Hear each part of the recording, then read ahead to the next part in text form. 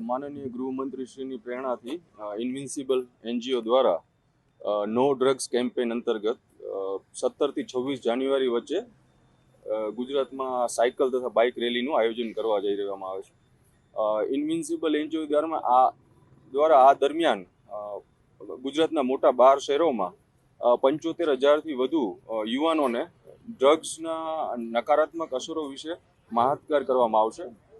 રાજકોટ શહેર પોલીસ પણ no drugs in Rajkot mission અંતર્ગત રાજકોટ યુવાધન નશાના રવાડે ન ચડે અને યુવાનોને નશાની આડઅસર વિશે માહિતગાર કરવા માટે રાજકોટ પોલીસ પણ આ અભિયાનમાં ભાગ લઈ રહી છે અને આ સાયકલ રેલી રાજકોટથી જામનગર સુધી જઈ રહી છે.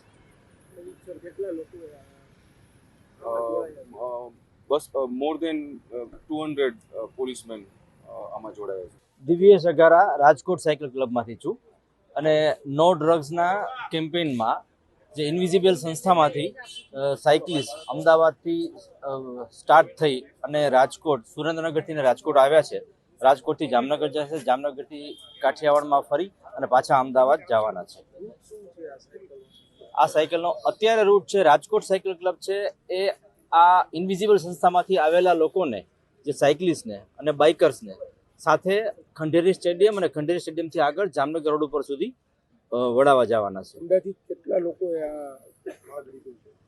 વેલ રાજકોટ સાયકલ ક્લબ અને રાજકોટ રાઇડર્સ ક્લબ બેમાંથી આશરે 50 લોકો સાયકલિસ્ટ ભાગ લીધો છે તથા આ લોકો 8 સાયકલિસ્ટ અને 8 બાઇકર્સ આવ્યા છે ઇન્વિઝિબલમાંથી. સ્વાસ્થ્ય માટે સાયકલ અને સ્વિમિંગ એનાથી વધારે સારી રેગ્યુલર એક્સરસાઇઝ દુનિયામાં કોઈ નથી કે જે શરીરના કોઈ પણ ભાગમાં નુકસાન કર્યા વગર ફાયદો જ થાય છે. લોકોને સંદેશો એ કે ડ્રગ્સ માટે અવેર થાય. તમારા બાળકો, તમારી આજુબાજુમાં રહેતા લોકો ઉપર ક્લોઝલી આપણે ધ્યાન રાખવું જરૂરી છે.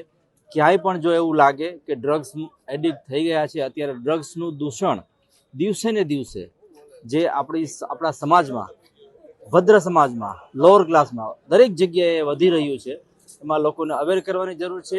આ રાક્ષસને નાથવાની જરૂર છે. આમાં દરેક સિટીઝને, સમગ્ર ભારતે સક્રિય થઈ, દરેક સિટીઝનોને સક્રિય થઈ અને પોલીસને સહકાર આપી અને આનો નાશ કરવો જરૂરી છે.